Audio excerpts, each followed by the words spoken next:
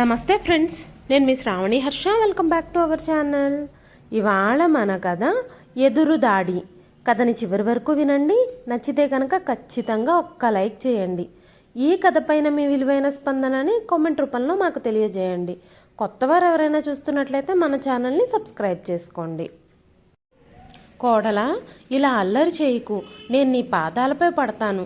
నేనిప్పుడు ఎక్కడికి వెళతాను, అది ఈ సమయంలో అంటూ అరుణ గారు తన కోడల్ని వేడుకుంటున్నారు.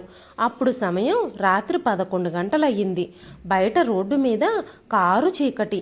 ఎలాంటి ఆసరా లేకుండా నడవలేని పరిస్థితుల్లో ఉన్నారు అరుణ గారు.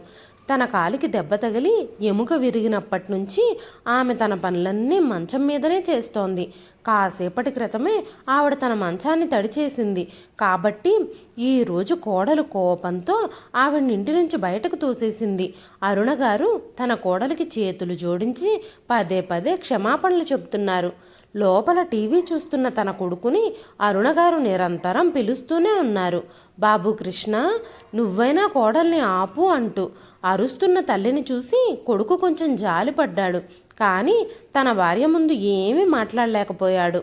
రాధ తన చేతితో ఒక కర్రని పట్టుకొని, వృద్ధురాలా, వృద్ధాప్యంలో మీలాంటి వాళ్ళకి ఇదే ఆసరా. దీన్ని పట్టుకొని ఇక్కడి నుంచి వెళ్ళిపో. నా ఇల్లు మొత్తం డస్ట్బిన్లా మారిపోయింది అంటూ అరుణగారిని డోర్ బయటకు తోసేసి లోపల నుంచి తలుపు మూసేసింది. పాపం అరుణగారు. ఆమె తన చిన్న కొడుకు సూర్య తలుపు తట్టింది. బాబు, తలుపు తెరువు. ఈరోజు మీ అమ్మ కోసం ఈ ఇంట్లో ఒక్క మూలనైనా నాకు స్థలం ఇవ్వండి అంటూ ఆమె ఆపకుండా ఏడుస్తూనే ఉంది. కానీ ఒక్కసారి కూడా ఆ కొడుకు తల్లి బాధను అర్థం చేసుకోలేదు. పాపం అరుణగారు ఏడుస్తూ మెట్ల మీదే కూర్చున్నారు. చలికి ఒళ్ళంతా వణుకుతూ ఎలాగోలాగా ఆ రాత్రంతా వణుకుతూనే గడిపారు. రేపు ఉదయాన్నే పెద్ద కొడుకు కోడలు ఇంటి తలుపు తెరిచేసరికి ఉదయం 10 గంటలయ్యింది.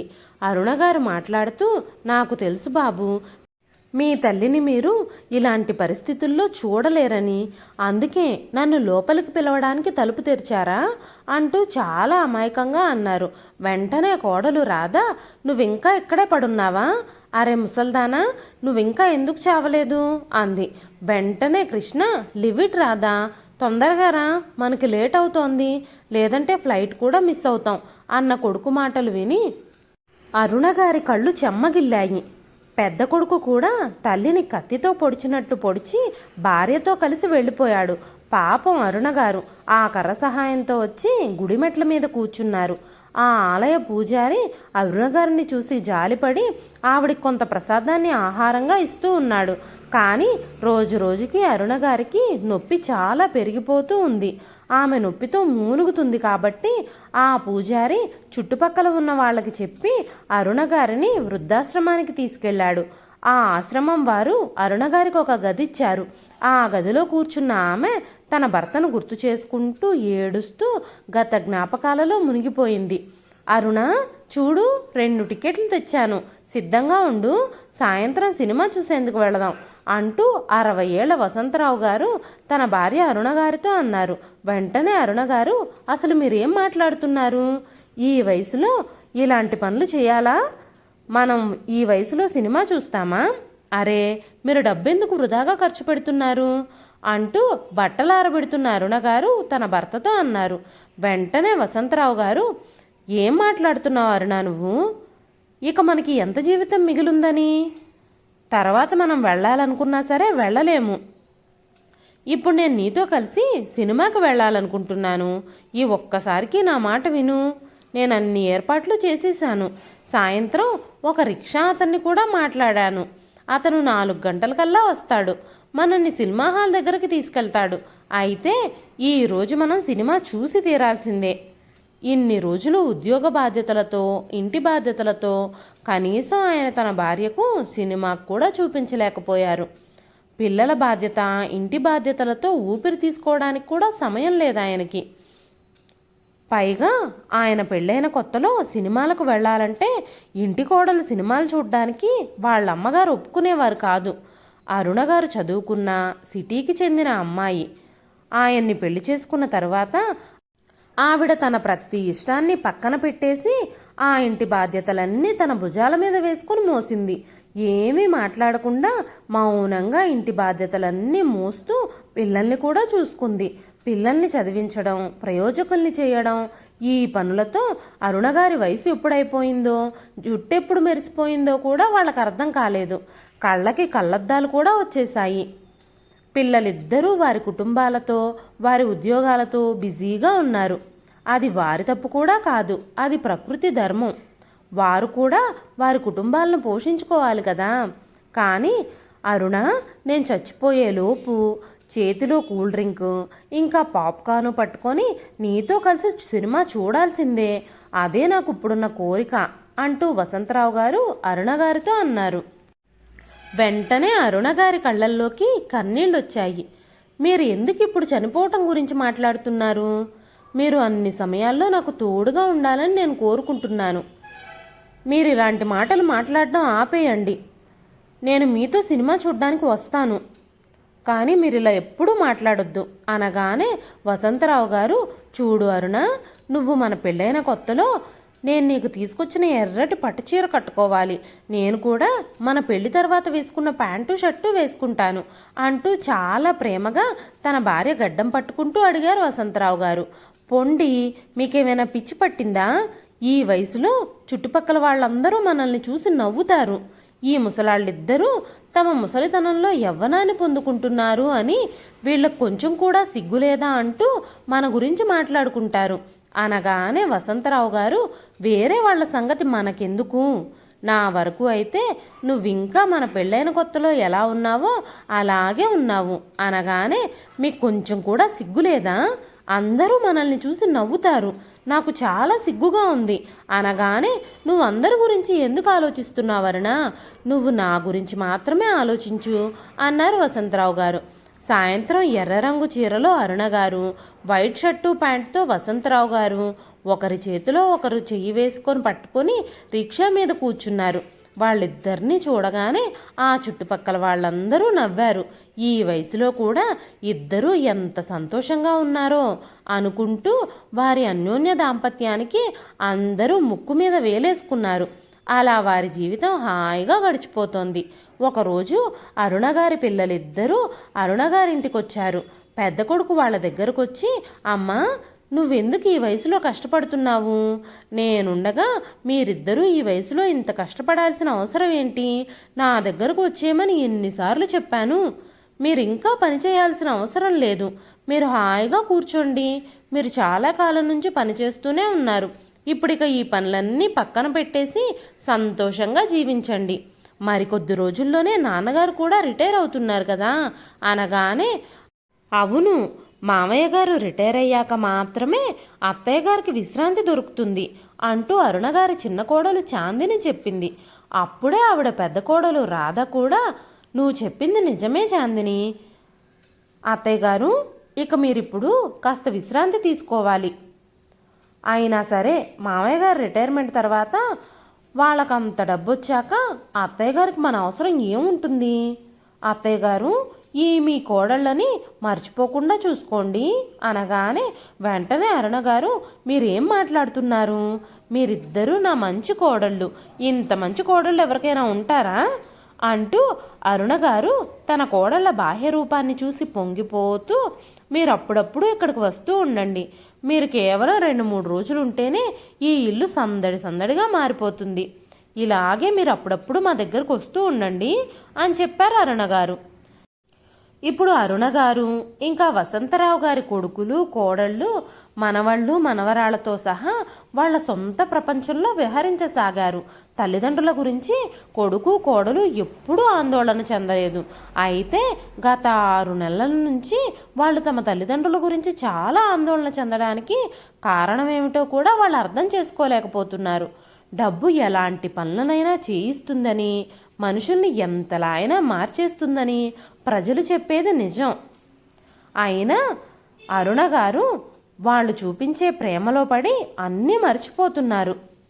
డబ్బు కోసమే వాళ్ళు నాటకాలు ఆడుతున్నారని ఆవిడ గ్రహించలేకపోతున్నారు. ఎవరైనా అతి తీపిగా మాట్లాడితే అక్కడ ఏదో తప్పు జరుగుతుందని వసంతరావు గారు ఎప్పుడూ అరుణగారిని హెచ్చరిస్తూనే ఉండేవారు. ఆయన మాటలకు అరుణగారు నవ్వారు. కానీ అస్సలు పట్టించుకునేవారు కాదు. ఒకరోజు పెద్ద కోడలు రాధ, మామయ్య గారు కొన్ని రోజులు అత్తయ్య గారిని మాతో పాటు మా ఇంటికి తీసుకెళ్తే మీకేమైనా ఇబ్బందా అనగానే వసంతరావు గారు మాట్లాడుతూ, అసలే వృద్ధాప్యంలో ఉన్నాను, మీ అత్తయ్య మీ దగ్గరకు వచ్చేస్తే నాకు భోజనానికి ఎంత ఇబ్బంది అవుతుంది. అరుణ లేకపోతే ఈ ఇంట్లో ఏ పని జరగదు. నన్ను రిటైర్ అవ్వనివ్వండి, అప్పుడు మేమిద్దరం మీ ఇంటికి వచ్చి కొన్ని రోజులు ఉంటాము అని చెప్పారు వసంతరావు గారు. వసంతరావు గారితో అరుణ గారు మాట్లాడుతూ, మన కోడళ్ళిద్దరి స్వభావంలో ఎంత మార్పు వచ్చిందో చూసారా? వాళ్ళిద్దరూ నన్ను ఒక్క పని కూడా చేయనివ్వడం లేదు. అంతేకాకుండా ఇద్దరూ నాకు ఎంతో గౌరవం ఇస్తున్నారు. ఇక మనకేం కావాలి అనగానే వసంతరావు గారు మాట్లాడుతూ, ఇది మన అదృష్టమే, కానీ నా రిటైర్మెంట్ తర్వాత కూడా వాళ్ళు మిమ్మల్ని ఇలాగే గౌరవిస్తే మిమ్మల్ని కూడా మీరు అదృష్టవంతులుగా భావించండి. కొన్ని నెలలు ఓపిక పట్టండి, పాలు పాలుగా నీళ్లు నీళ్లుగా మారతాయి అని చెప్పారు వసంతరావు గారు. అరుణ గారికి ఏమీ అర్థం కాలేదు. సమయం గడిచిపోయింది. వసంతరావు గారు రిటైర్ అయ్యారు. నాన్న, మీరిప్పుడు రిటైర్ అయిపోయారు కదా, ఇంకా ఆ గ్రామంలో ఉండి ఏం చేస్తారు? మీకు మాత్రం ఇంకెవరున్నారు అని కృష్ణ ఇంకా సూర్య ఇద్దరూ తమ తండ్రికి ప్రేమగా వివరించారు. సిటీలో ఒక పెద్దిల్లు కొనుక్కుందాం, అక్కడ అందరం కలిసి ఉందాం అని చెప్పినప్పుడు కొడుకులిద్దరి ఆలోచన వసంతరావు గారికి బాగా నచ్చింది.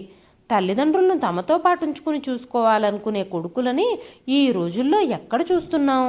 మీ కొడుకులు చెప్పినట్టు వినండి అని బంధువులు స్నేహితులు కూడా అన్నారు. అప్పుడు వసంతరావు గారు తన శక్తి మేరకు, తన కొడుకుల సలహాల మేరకు తన దగ్గరున్న డబ్బులన్నీ ఖర్చు పెట్టి నగరంలో ఒక పెద్ద ఇల్లు కొనుక్కొని అందరూ అందులో కలిసి నివసించడం ప్రారంభించారు. ఆ ఇంట్లో మొదటి దీపావళి జరుపుకునేటప్పుడు పెద్ద కోడలు రాధ అరుణగారి దగ్గరకు వచ్చి చెప్పింది, అత్తయ్య గారు, ఇప్పుడు నేను మీతో ఏం చెప్పాలి? దీపావళికి వేసుకోవడానికి నా దగ్గర నగలు లేవు. ఇల్లు కొనుక్కోవడానికి నా దగ్గర ఉన్న కొన్ని నగల్ని అమ్మి కావలసిన డబ్బు సర్దాల్సి వచ్చింది అంది పెద్ద కోడలు రాధ. చాందిని కూడా తన అదే సమస్యను అత్తగారి ముందు బయటపెట్టింది. వెంటనే అరుణగారు తన దగ్గరున్న నగలన్నీ బయటకు తీసి ఆమె వాటిని 2 భాగాలుగా చేసి కోడళ్ళిద్దరికీ సమానంగా పంచిపెట్టింది. క్రమక్రమంగా రోజులు గడుస్తున్న కొద్దీ కోడళ్ళిద్దరి స్వభావం మారడం మొదలైంది. ఒకరోజు రాధ అత్తగారితో చెప్పింది, అత్తయ్య గారు, 1 కిలో సర్ఫ్ నెల కూడా రావడం లేదు. బట్టలు ఉతకాలా లేదంటే వదిలేయాలా అనగానే అరుణగారు, ఏం పర్వాలేదమ్మా, నేను మీ మామయ్య గారికి చెప్తాను, వచ్చే నెల సరుకులు తెచ్చేటప్పుడు 2 కేజీల సర్ఫ్ తెమ్మని. అయినా మా బట్టలకి అంతగా సర్ఫు సబ్బు ఏమీ వాడము. నా దగ్గర 2 చీరలే ఉన్నాయి. మీ మామయ్య గారు కూడా 2 జతల బట్టలతోనే మేనేజ్ చేస్తున్నారు అనగానే అప్పుడు పెద్ద కొడుకు కృష్ణ ముందుకొచ్చి, అమ్మా, నువ్వేం చెప్పాలనుకుంటున్నావు? రాధ అబద్ధం చెప్తుంది అనా? మీతో కలిసి ఉండటం ద్వారా మేము ఎంత పెద్ద తప్పు చేశామో ఇప్పుడిప్పుడే మాకు అర్థమవుతుంది అన్న కొడుకు మాటలకి అరుణగారి కళ్ళల్లో నీళ్లు తిరిగాయి. వెంటనే అరుణగారు, బాబు, నేను చెప్పాలనుకున్నది అది కాదు అనగానే వెంటనే సూర్య, అమ్మా, వదిలేయి, నువ్వు ఈ ఇంటి వాతావరణం చెడగొట్టొద్దు. ముందుగా ఏదో ఒక గొడవ సృష్టిస్తావు, తర్వాత కన్నీళ్లు కారుస్తూ డ్రామా చేస్తావు. ఇప్పుడు ఇది రోజువారీ విషయంగా మారిపోయింది. కొడుకులిద్దరూ ఆవిడ్ని రోజు ఇలాగే చూడడం మొదలుపెట్టారు. ఒకరోజు వరండాలో అరుణగారు ఇంకా వసంతరావు గారు ఒంటరిగా కూర్చున్నారు. వేడి గాలి వీస్తోంది, కానీ వాళ్ళిద్దరూ ఏమీ చేయలేరు. బయట మంచి గాలుస్తోంది అని చెప్పి కోడలు వాళ్ళిద్దరినీ గదిలోకి వెళ్ళడానికి నిరాకరించింది. గదిలోకి వెళ్ళి 24 గంటలు ఫ్యాన్ కింద కూర్చుంటే కరెంటు బిల్లు ఎంత వస్తుంది? పగలంతా ఫ్యాన్ వేయొద్దు, బయటే కూర్చోండి అంటూ పెద్ద కోడలు రాధ చెప్పింది. అరుణగారు తన భర్తతో, మీరు రిటైర్ అయ్యి కొన్ని నెలలే అయ్యింది, మన కొడుకులకి కోడళ్ళకి మనం కాళ్ళకు వేసుకునే చెప్పుల్లాగా కూడా కనిపించడం లేదు. ఇప్పుడే ఇలా ఉంటే తర్వాత ఇంక ఏమేమి జరుగుతాయో అనగానే వసంతరావు గారు మాట్లాడుతూ, నా గురించి నాకు ఎలాంటి ఆలోచన లేదు. నీ గురించే నేను ఎక్కువ ఆందోళన పడుతున్నాను. నేను రోజంతా ఇంటి బయటే ఉంటాను. బయట కాసేపు అలా పార్కుకి కానీ బజారుకు కానీ తిరుగుతూనే ఉంటాను. కానీ నువ్వు రోజంతా ఇంట్లోనే ఉంటావు. కోడళ్ళిద్దరూ నీతో ఎలా ప్రవర్తిస్తున్నారో నాకు తెలియదు. ఊర్లోనే ఉండుంటే బాగుండేది. ఇలా మాట్లాడుకుంటూ ఉండగానే పెద్ద కోడలు రాధ బయటకొచ్చి, ఏంటిది, ఇంత వయసు వచ్చింది, అయినా సరే చిలక గోరింకల్లా కిచకిచలాడుకుంటున్నారు. మీరు ఈ వయసులో కూడా చుట్టుపక్కల చూసుకోకుండా ఎంత ప్రేమగా కబుర్లు చెప్పుకుంటున్నారు. ఈ రోజు నుంచి మీరిద్దరూ టీ తాగడం మానేయండి. మాపై ఎంత ఖర్చు పడుతుందో మీకేం తెలుసు. మీరిద్దరూ హాయిగా కూర్చొని టీ తాగుతూ కబుర్లు చెప్పుకుంటారు.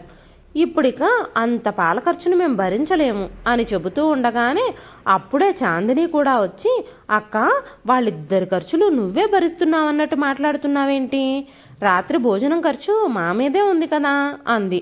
కోడళ్ళిద్దరూ తమని వాటాలు వేసుకుని మాట్లాడుకుంటూ ఉంటే వసంతరావు గారు తన వైపే చూస్తున్నారు. అరుణగారిని చూసి ఆయన కళ్ళల్లో నీళ్లు తిరిగాయి. అప్పుడే కృష్ణ ఇంకా సూర్య వచ్చి, ఇది ఇల్లా లేక యుద్ధ భూమా? ఏం గొడవ జరుగుతుంది ఇంట్లో? రోజు ఇంటికొచ్చేసరికి కాస్తైనా ప్రశాంతత లేకుండా ఇంటిని రణరంగంగా మార్చేస్తున్నారు. రోజు ఏదో ఒక గొడవ అంటూ తల్లిదండ్రులపై చిరాకు పడ్డం మొదలుపెట్టారు. తల్లిదండ్రులు ఇద్దరూ తమ తమ విషయాలు చెప్పుకోవడం మొదలుపెట్టారు. అప్పుడు వసంతరావు గారు కొడుకుల దగ్గరకు వచ్చి, ఏమైంది బాబు, మమ్మల్ని ఇద్దరిని మీరు ఇష్టపడడం లేదా? మీ ఇద్దరి సలహాల మేరకే కదా నా రిటైర్మెంట్ డబ్బులన్నింటినీ ఇంట్లోనే పెట్టుబడి పెట్టాను. మీరిద్దరూ ఉద్యోగాలు చేస్తున్నప్పటికీ చిన్న చిన్న ఇంటి ఖర్చులన్నీ నా పెన్షన్ ద్వారానే భరిస్తున్నాను. ఇప్పుడిక మీరు మా వల్ల ఏం సమస్యలు ఎదుర్కొంటున్నారు అనగానే పెద్ద కొడుకు కృష్ణ, నాన్న, ఇంటి ఖర్చులన్నీ నువ్వే భరిస్తున్నట్టు చెప్తున్నావు. బయట ఖర్చుల సంగతి మీకు తెలిసిందే కదా. మీరు ఇల్లు కొనడంలో సహాయం చేశారని నేను అంగీకరిస్తున్నాను. కానీ మీరు చాలా డబ్బు తమ్ముడికి, అతని కుటుంబానికే ఖర్చు చేశారు.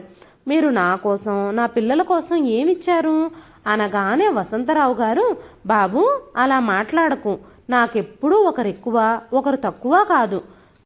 నాకిద్దరూ సమానమే. నేనిద్దరినీ ఎప్పుడూ సమానంగానే చూస్తాను. అయినా నువ్వు అలా ఎలా మాట్లాడుతున్నావు అనగానే కృష్ణ, నాన్న, నువ్వు కాసేపు మౌనంగా ఉండు. మేం సంపాదిస్తూ మా ఖర్చులన్నీ మేమే చూసుకుంటూ ఉన్నప్పుడు ఈ ఇంటి పరిస్థితి వేరేలా ఉండేది. కానీ ఇప్పుడు మీ ఇద్దరి ఖర్చులు మాకు భారం అవుతున్నాయి అనగానే వెంటనే వసంతరావు గారు, బాబు, నువ్వు మర్చిపోయినట్టున్నావు. ఈ రోజు వరకు మేం ప్రతి పండగకి మీకు, మీ పిల్లలకి బట్టలు బహుమతిగా ఇస్తున్నాము. ఇంటి ఖర్చులు కూడా మేమే భరిస్తున్నాము.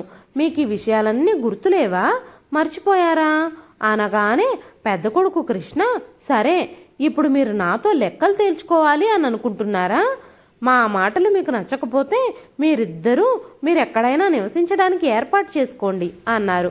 వెంటనే అరుణ గారు, బాబు, నువ్వు ఇలాంటి మాటలు ఎందుకు మాట్లాడుతున్నావు? తన పొదుపు డబ్బులు, రిటైర్మెంట్ డబ్బులు మీకిచ్చే సమయంలో మీ నాన్న మిమ్మల్ని ఒక్క ప్రశ్న కూడా అడగలేదు. మీరిద్దరూ అందరం కలుసుందాం, కొత్త ఇల్లు కొనుక్కుందాం అని అడగగానే ఆయన రిటైర్మెంట్ డబ్బులన్నీ ఈ ఇంటి కోసమే ఖర్చు చేశారు. ఇప్పుడు మీరే మమ్మల్ని వేరే చోటికి వెళ్ళి బ్రతకమని చెప్తున్నారు. ఈ ఇంట్లో మాకు కూడా వాటా ఉంది కదా, మేం వేరే చోటికి ఎందుకు వెళ్ళాలి అనగానే, ఈ వయసులో మీకు ఇంట్లో వాటా కావాలా? మీకు కొంచెం కూడా సిగ్గులేదా? అరే, ఈ వయసులో మీ కొడుకులు, కోడళ్ళు మీకు 2 పూట్ల భోజనం పెడితే చాలు. ఒక్క విషయం తెలుసుకోండి, ఈ ఇల్లు మీ ఇద్దరి కొడుకుల పేరు మీద ఉంది. ఇక మిమ్మల్ని ఇద్దరినీ కూడా పంచుకుంటే ఒకళ్ళ మీదే భారం పడకుండా ఉంటుంది అనగానే, ఇది సరైన పద్ధతే అన్నాడు కృష్ణ. వెంటనే సూర్య కూడా, ఈ ఆలోచన నాకు నచ్చింది. ఇప్పుడు ఈ మాటలన్నీ ఆపి తర్వాత ఏం చేయాలో చెప్పండి అనగానే, ఈ ఇంటి కుడివైపు భాగం పెద్ద కొడుకు నేను కాబట్టి నేను తీసుకుంటాను. ఎడమవైపు భాగం నువ్వు చిన్న కొడుకు కాబట్టి నువ్వు తీసుకో అని కృష్ణ సూర్యతో అన్నాడు. ఇంటిని 2 భాగాలు చేయగానే కోడళ్ళిద్దరూ తమ సౌలభ్యం ప్రకారం అత్తగారిని కూడా 2 భాగాలు చేశారు. అత్తగారు ఉదయం పెద్ద కోడలికి సహాయం చేస్తుందని, సాయంత్రం చిన్న కోడలికి సహాయం చేస్తుందని. కానీ ఆ ఇంట్లో తనకి, తన భార్యకి ఉనికే లేదని వసంతరావు గారు భావించారు. కొడుకు, కోడళ్ళు తమ నిర్ణయాలని వాళ్లతో చెప్పేశారు. వెంటనే వసంతరావు గారు, బాబు, మీ అమ్మకి, నాకు 2 నెలల సమయం ఇవ్వండి. మేము ఉండడానికి వేరే ఎక్కడైనా ఏర్పాటు చేసుకొని మేము ఇక్కడి నుంచి వెళ్ళిపోతాం అనగానే కొడుకులిద్దరూ బాగా ఆలోచించి వరండాలో బయట ఉన్న గది తమ తల్లిదండ్రులకు ఇచ్చారు. మీరిద్దరూ మీ సామాన్లన్నీ అక్కడ ఉంచుకోండి అని చెప్పారు.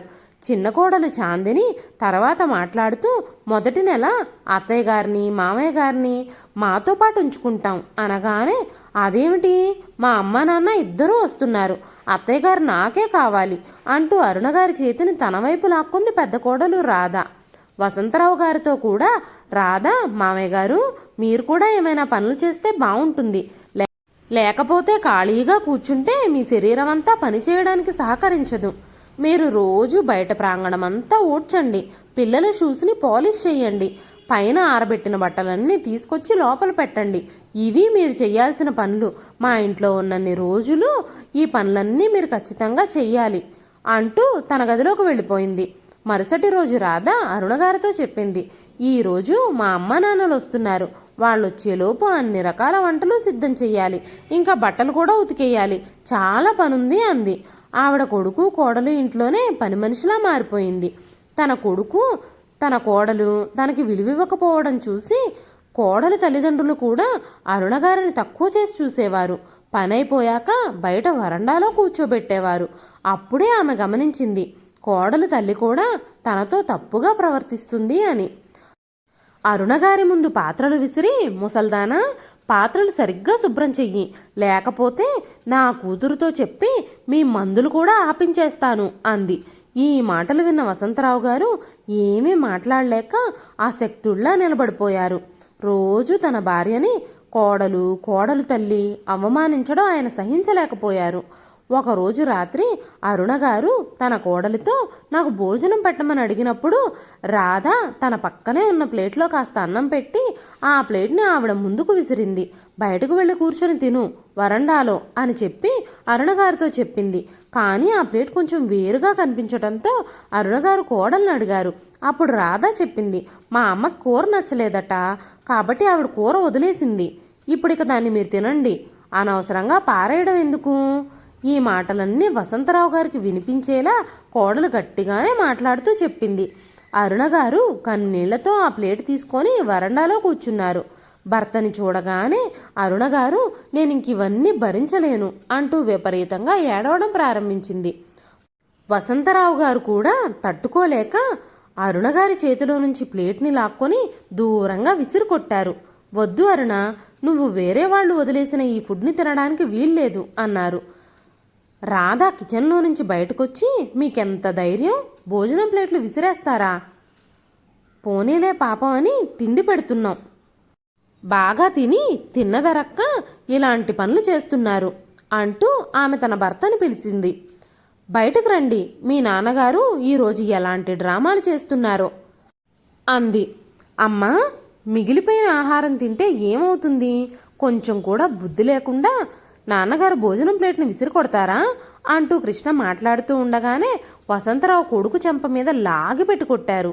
మీ అమ్మని కొంచెం కూడా గౌరవించడం తెలియదా, నిన్ను పెంచి పెద్ద చేసి ప్రయోజకుణ్ణి చేసిన నీ తల్లిని అవమానించడానికి నీకు కొంచెం కూడా సిగ్గులేదా, ఈరోజు నువ్వు నీ భార్యకి నీ భార్య తల్లికి మద్దతు ఇస్తున్నావు అనగానే కృష్ణ కోపంతో, నాన్న మీరెందుకు మాట్లాడుతున్నారు, ఈ విషయంలో మీరెందుకు జోక్యం చేసుకోవాలి అనగానే వసంతరావు గారు కృష్ణ రెండో చెంప మీద కూడా లాగిపెట్టి గట్టిగా కొట్టారు.